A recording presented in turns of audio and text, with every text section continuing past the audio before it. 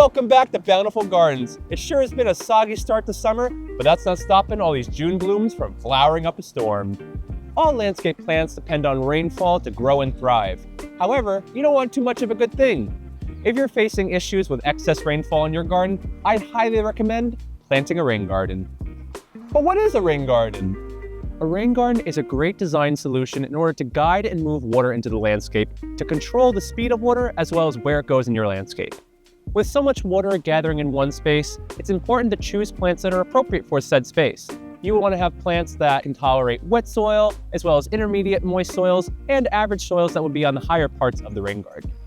Following that thought, it might be helpful to think of a rain garden in tiers, with the lowest being the wettest and the highest being the driest. During a rainstorm, water will filter down from the top tier, collecting into the bottom tier, and then percolate down into the soil.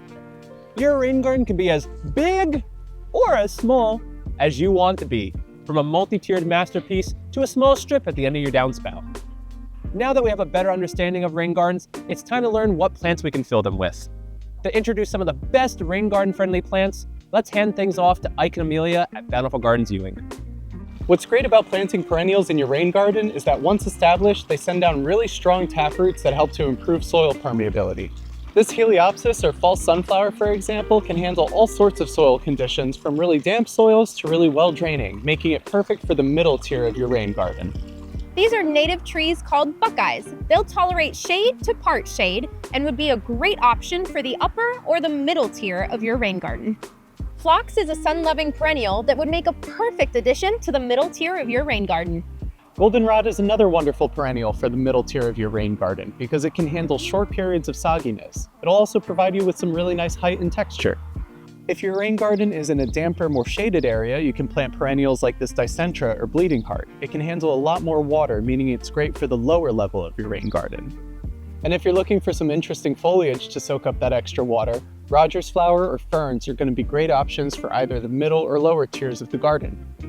For some height and dramatic blooms, you can plant this Burnet, which is a favorite of pollinators like bumblebees. They can handle slightly soggy soils, so it's probably best for the middle tier of the rain garden.